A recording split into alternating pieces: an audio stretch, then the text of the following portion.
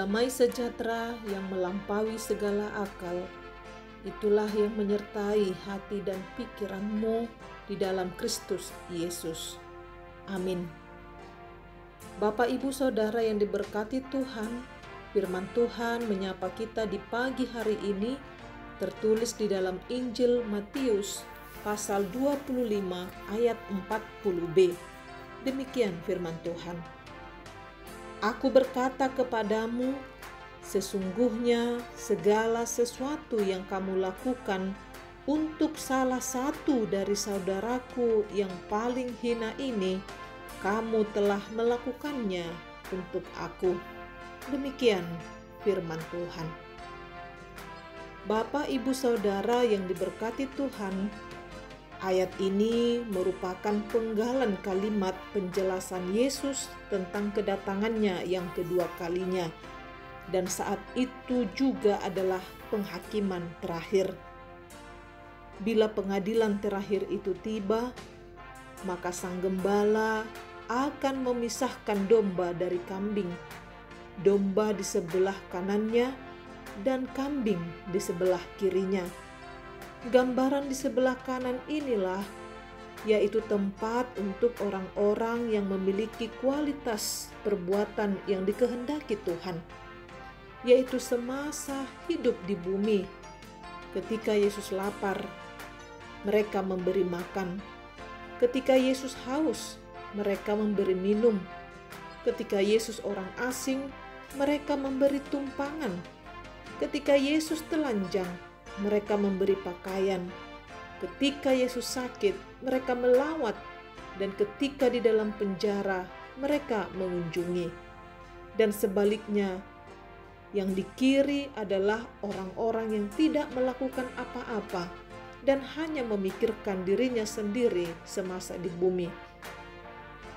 Dan bila manakah Yesus lapar, haus, menjadi asing, telanjang, sakit, dan di penjara, maka Yesus kembali menegaskan bahwa sesungguhnya segala sesuatu yang dilakukan untuk salah satu saudaranya yang paling hina adalah melakukannya untuk Yesus. Bapak, Ibu, Saudara yang diberkati Tuhan, kalimat Yesus ini bukan berarti kita beramai-ramai memberi pinjaman atau sumbangan kepada orang miskin, lalu menjamin kalau kita pasti masuk surga. Sebab ada kelihatan orang-orang atau organisasi yang terlibat di pelayanan sosial kepada orang miskin, yatim piatu, korban bencana alam, dan lain-lain. Padahal dana yang telah terkumpul dari orang-orang yang dermawan tidak seutuhnya diserahkan kepada yang membutuhkan, melainkan justru masuk ke rekeningnya, masuk ke kantong pribadinya. Dan ada juga yang menjadi miskin dengan sukacita dan memilih menjadi pengemis karena malas bekerja. Jadi sebenarnya ayat ini bukan hanya soal melakukan tindakan sosial, mengunjungi yang sakit, memberi makan, ke penjara, dan lain-lain. Itu hanyalah salah satu contoh dari hidup yang berbuah.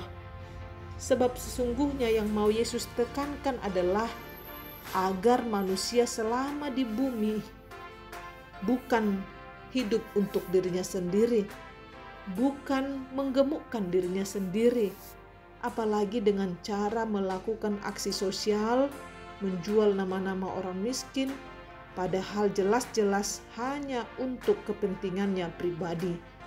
Namun Yesus mau menekankan agar kita manusia selama masih di bumi ini melakukan karya, bertanggung jawab, memiliki kualitas kehidupan, memperhatikan orang-orang yang tidak berdaya di sekitar kita, orang-orang yang membutuhkan di sekitar kita. Bapak, Ibu, Saudara yang diberkati Tuhan, orang miskin, lapar, dan haus selalu ada di sekitar kita.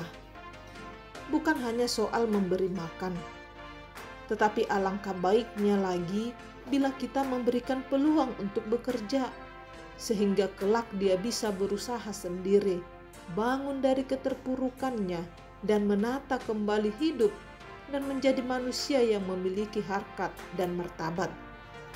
Oleh karena itu, mari memakai kesempatan di bumi ini, melakukan dan memberikan pertolongan, memberikan perhatian kepada yang membutuhkan. Mari memberi dari apa yang kita punya yang telah dititipkan oleh Sang Pemilik kehidupan. Sebab yang ada pada kita adalah miliknya. Kita hanya alatnya untuk meneruskan apa yang sudah Tuhan beri kepada kita, sehingga hidup kita berkenan kepadanya.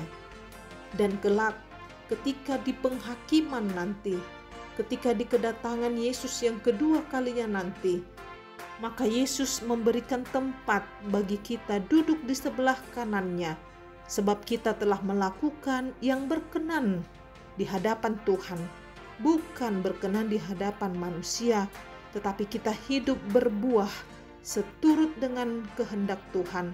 Dan buah yang kita kerjakan di bumi ini adalah pekerjaan yang dengan tulus hati dan takut akan Tuhan. Amin. Marilah kita berdoa. Bapa di dalam sorga, terima kasih Tuhan. Hari ini Engkau mengingatkan kami untuk memakai kesempatan di bumi ini, hidup untuk berbuah sesuai dengan kehendak Tuhan. Buah yang menyenangkan hati Tuhan, dan buah yang kami lakukan hidup dengan tulus dan takut akan Tuhan. Terpujilah Engkau Bapa. Di dalam nama anak-Mu Tuhan Yesus kami telah berdoa. Amin. Bapak Ibu Saudara yang diberkati Tuhan, selamat beraktivitas bagi kita hari ini. Tuhan Yesus menyertai. Shalom.